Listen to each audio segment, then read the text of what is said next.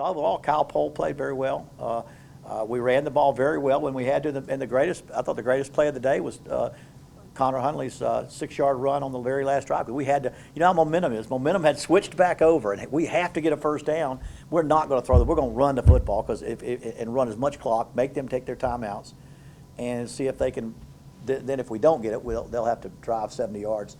But for Connor Huntley to have that collision he had with their linebacker and make 6 yards on that play, and then of course we ran it on fourth down. We made it by half a ball, and that was a critical part of the game. But we ran better. Juwan Chisholm had 3 touchdown runs, a little over 80 yards rushing. Kyle Pohl, no interceptions for Kyle Pohl. We lost 3 fumbles. That was that we did not have a running back fumble coming into this game. We had special teams. I think I'm right with that. With special teams fumbles. Right. One punt. Kickoff, yeah, and a quarterback and a kickoff early in the season, wasn't it? Yeah, and then all of a sudden, that was right. Precious, so we still have only one. That was Chisholm, because Chisholm had 1. So we still don't have a lot of our running backs have been a good job protecting the ball, and but that was those turnovers hurt us. But anyway, good win for us. I mean, it put a lot of things behind us, and y'all have been written about plenty of times. But there were a lot of records that we faced that the kids were able to I'm so proud that they could overcome the road losses and the 2 wins in a season, and the conference wins and the FBS wins and all those things that a lot of the players in this team haven't been able to experience. I'm proud for them and for what they are doing and have done, especially considering the season. And it's amazing what and I didn't really know it till I read Greg's notes today about the strength of schedule, just how it's been good, but to see the record of the people that we played, and the 44 and 18, and it's go ahead. You get counting your next opponent. Miami's got 7 of them, and then we played the top 3 teams from last year's each division of the MAC conference, 3 top 25 teams, and so I told the players, the bottom line is wins and losses, but as you build, I throw out these things. Look where we were when you can't, from a standpoint of where our offense and defense played 2 years ago, and look where you're playing now. You do that for the players so they can see that just keep pushing and playing hard, playing these good opponents the way you've played them, and good things will happen. Even the offense, I said, if you'd have had a Morgan State 66 and 753 yards, you'd only be about 2.5 to 3 points less per game average than you had last year, because the offensive output, productivity is not as much as it was last year. But I think but like I said, the very interesting thing about our offense is that we're 5th in the conference in first downs, and the 4 in front of us, the 4 teams in front of us are all like Bowling Green and Ball State and maybe Northern Illinois and Toledo or Ohio, and they're all top teams, and that's one of those things when you're moving the ball, you're getting first downs. And the other thing that we're 4th in the conference in third down percentage, and that's the 2 things if you really want to work hard to execute offensively, making first downs and getting third downs, and we're that high. But the problem is we don't have any. We still need those big plays, those plays that get you in the end zone. Because bottom line is we're probably driving a long way and not getting to the end of it. And but at least it shows those offense continually has worked hard to execute. Sometimes it's hard when you're running for 3 or 4 yards a gain as opposed to throwing in a third. I think we have a run over 22 yards this year, and that means you're working hard for it. But anyway, I'm pleased with all this time. I think that not just the second win from last week, but also the fact that these players are playing a very, very tough schedule, and they're able to. I see growth in their performance statistically, offensively and defensively.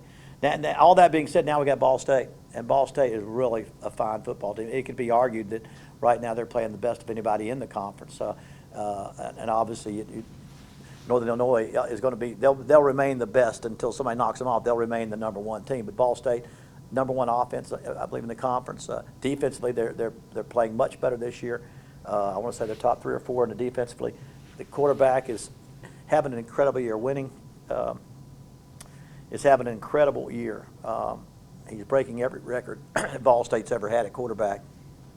And he's the only FBS quarterback in the country that's thrown for over 300 yards every game. And and he's a senior. They've got an efficient, smart offense.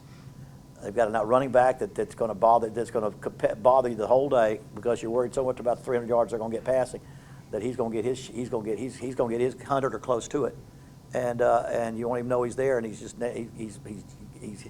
gouging in there. So and then again, defense for their playing, I think that's a little different than they're better than last year, but they're well coached. Pete does a great job there, and.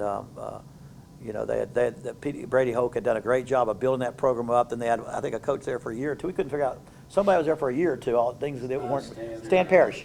But Pete came back in. It was still a lot of remnants of what Brady had left for him with that 12-2 season, and 6-6, and then 9-4 in there. And he does a great job in that program. But they're going to be we're going to have to play again.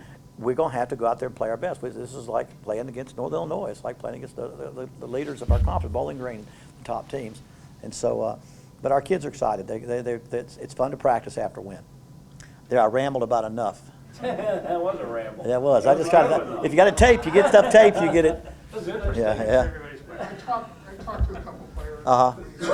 And I won't tell you what they said after your answer, but do you sense a feeling of relief with all that negativity? I don't have. I can look in the mirror. I mean, I got relief. I mean, I know that. Sure, they did.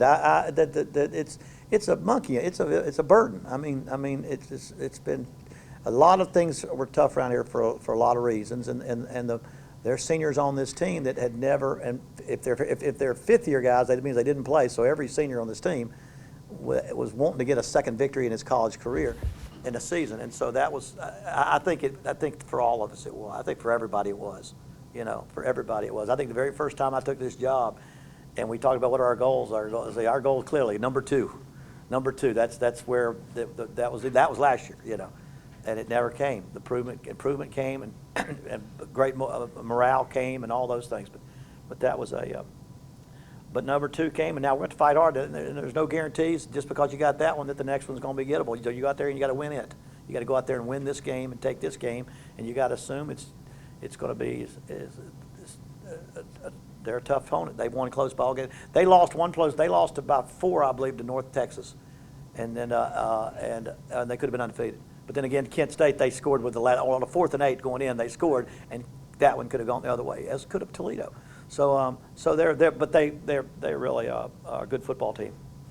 But it was, there's no question. I think there's a weight off your chest with that.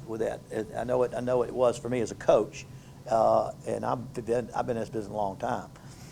You were cautious yesterday when I asked in the teleconference whether you thought this was a turning point, but well, because you can't. Because last year was Miami. They're 0-7. This is 7-1 Ball State. You can play. We played better against Northern Illinois than we did against Miami, and we lost. So I'm saying is I think that to be honest with you, that it's a weight off our chest. It's a weight off of us because it's 2 wins.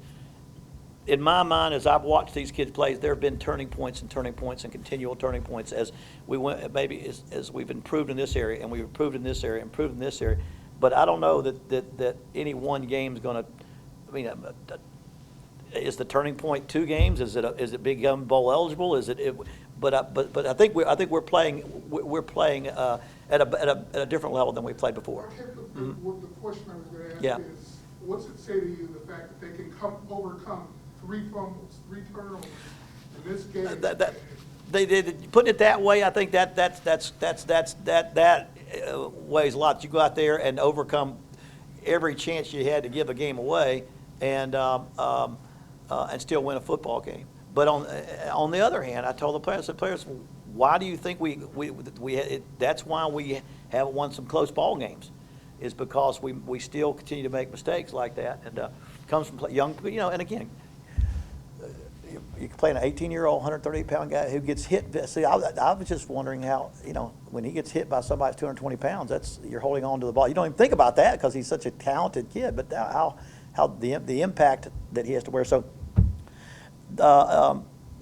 again, I'm not sure that that winning it meant, again, we were playing a team that was struggling as well, and we turned the ball over, and they turned it over a couple times. We turned it over 3, and we're able to hold on and win the game.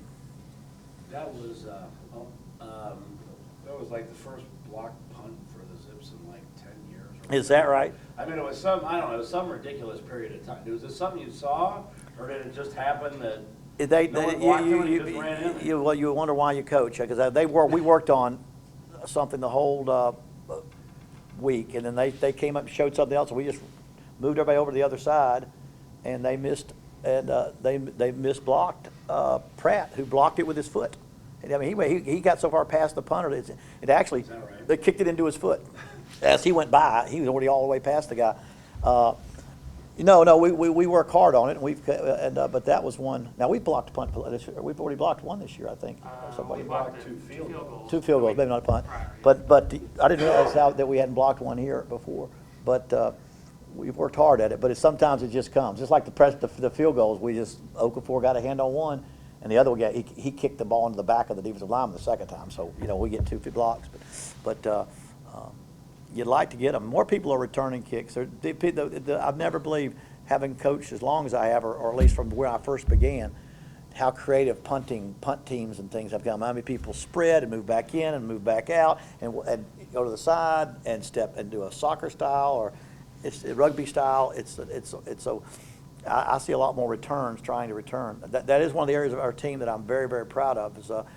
We went out there against the nation's #1 punter on Saturday, and we have maybe the second top punter in our conference to him, and we averaged 51 yards a punt, and to their 39 with that block, and then we net punting was 39 to 29 because we said we had to win field position. We had to make them drive the length of the field because they weren't very consistent on offense, and we had to get ourselves out. And so that punt team blocking that kick was icing on the cake, because where we really challenged players was in net punting. Our punt team, and my brother Jeff did a great job with that punt group, and Zach Paul is learning how to kick it under that new. He's a pure kicker. He loves to punt the ball. Nothing they hate more than stepping sideways and side kicking it and giving up distance for net punting. But he does it, and a lot of those kickers hate it. Coach, I know it's week 9, but did you come out of Miami pretty much healthy? Well, yeah, I don't think and as soon as I say that, there'll be somebody that's not healthy. But I think we had kids banged up in northern Illinois that didn't get to play at Miami. But I think we came out in pretty good shape in Miami. I know Mose McCray could not go the entire game, and he should be able to go. D. Friesen is still out. Hopefully he'll be back soon. But no new injuries. I think Bickley had an ice pack on. Bickley was sore, and so, but that happened the week before, and so he was playing with a little bit of a sore shoulder.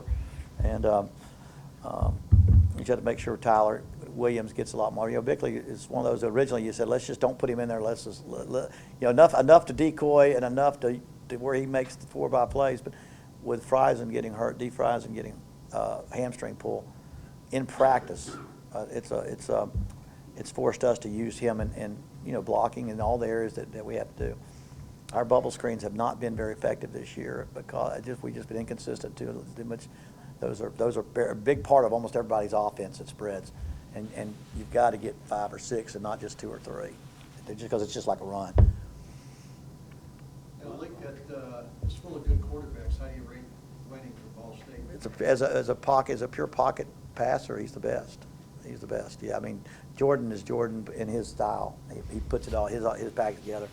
But they remind me a lot of Northern Illinois, because anytime the other team, sometimes the other team scores, maybe they take 6 or 8 minutes to score. It's almost like you look at the clock, because I study one side of the ball, and a minute and a half later they've already got that one back. They can answer so well on offense that if somebody's you're going to have to score points, because they're going to score points, And although I think they kept them in the 20s against it was in the 20s against Kent and Toledo. I think it stayed pretty close to the 20. So anyway, but